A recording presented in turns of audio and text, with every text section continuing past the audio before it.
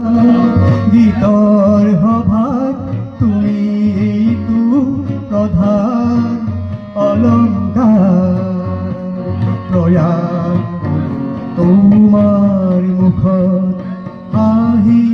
বিলাবলে প্ৰয়াস কৰোঁ তোমাৰ দুখত আশাই কান্দিবলে তোমাৰ ক্ৰোধত ক্ৰোধান্বিত হৈও গীতিৰচু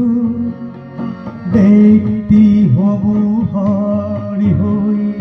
গীতৰ শৰাই যাচো এই গীতৰ কুসুমেৰে আজি